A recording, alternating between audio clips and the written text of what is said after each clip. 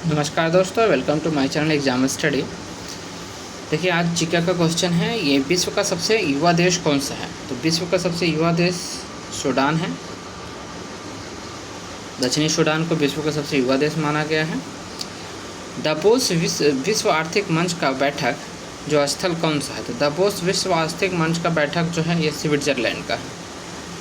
Olympic खेलों में बैल वर्कस कप किससे संबंधित है। तो बैल वर्कस कप जो है मुक्केबाजी से संबंधित है।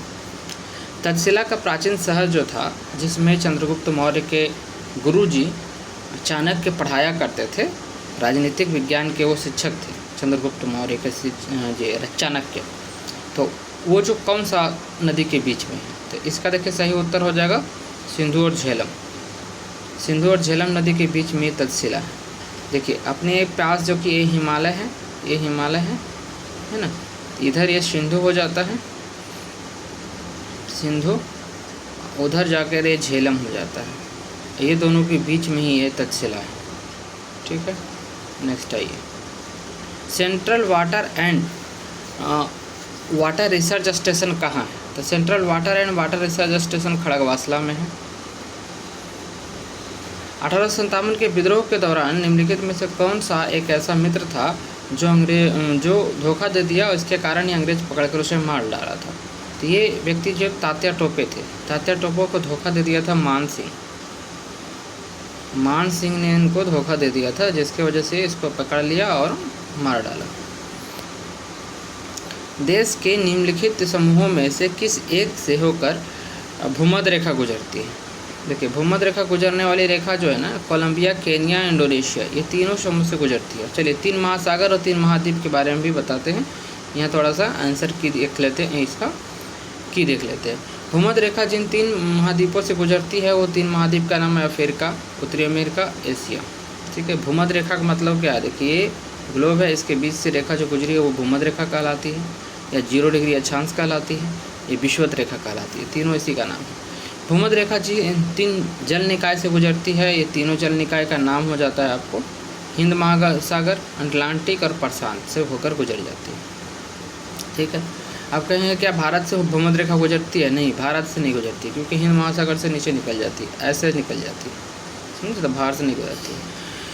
भारतीय संविधान सभा में भारतीय राष्ट्रीय ध्वज के डिज़ाइन को अपनाया गया था कब। तो देखिए, डिज़ाइन को अपनाया गया था, जो बात है 22 जुलाई 1947 को डिज़ाइन को अपना लिए थे हम लोग। ठीक है, national institute for of smart governance का ये कहाँ स्थित है। तो ये है हैदराबाद में। ठीक है, अभी मोन्था तूफान आने वाला है। क्या नाम है इसका, मंथा। जो सबसे ज़्यादा प्रभावित करने वाला राज्य कौन सा होगा। तो आंध्र प्रदेश। सेकेंड में कौन होगा, ओडिशा, समझे। ओडिशा सेकेंड होगा मंथा से प्रभावित होने वाला। ठीक है, चक्रवात आ रही है उसके पास। मंथा नाम किसने दिया है। तो मंथा नाम देने के लिए इसका जो रखा है ये था मलेशिया नाम दिया था मंथा। कॉमनवेल्थ गेम 2014 की मेज़बानी कौन सा देश कर रहा है। देखिए, कॉमनवेल्थ गेम 2014 का मेज़बानी जो है ना किया था उस समय स्कॉटलैंड था ये। ठीक है, वृंदावन गार्डन कहाँ है। वृंदावन गार्डन के बारे में जो है ये मैसूरी में है। ठीक है, कर्नाटक के मैसूरी में वृंदावन गार्डन है। निम्नलिखित में से कौन सा बर्ड फ्लू वायरस है जिसे एवियन फ्लू वायरस भी कहा जाता है। तो देखिए, H5N1 जो है आंसर नंबर 1, H5N1 ये बर्ड फ्लू वायरस है। यदि दोलन करने वाले डोलक की घड़ी को हम यदि चंद्रमा पर ले जाते हैं, पृथ्वी से कहाँ लेके जा रहे हैं, चंद्रमा पर लेके जा रहे हैं, तो वहाँ क्या होगा इसका हालत। ये जो दोलन करने वाली धीमी हो जाती है। दोलन करने वाली घड़ी देखिए होता क्या है। देखिए, ये रहता है घड़ी, इसमें पेंडुलम लगा रहता है। ठीक है, ये जो दोलन करती है, तो पेंडुलम की देखिए दोलन की गति जो है ना निर्भर करती है पेंडुलम की लंबाई पर। ठीक है, और इसकी दाब पर निर्भर करती है। तो वहाँ जो है दाब कम है चंद्रमा पर, इसलिए धीमी हो जाती है। जब प्रकाश तरंग वायु से शीशा में प्रवेश करता है तो कौन सा चर जो प्रभावित होगा। देखिए, प्रभावित होने वाला चर देखिए प्रकाश है। ठीक है, प्रकाश है,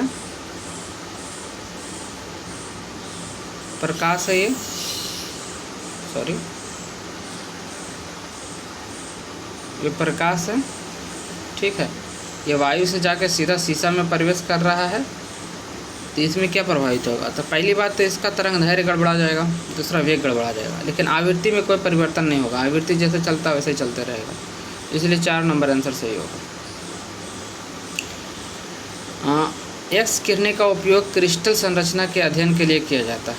तो देखिए इसमें क्या है ना, एक्स किरण की तरंगदैर्घ्य परिणाम में क्रिस्टल के अंतर परमाणु रिक्त के समान कोटि का होता है, इसीलिए इसका अध्ययन किया जा सकता है। आंसर नंबर 2 इसका सही होगा।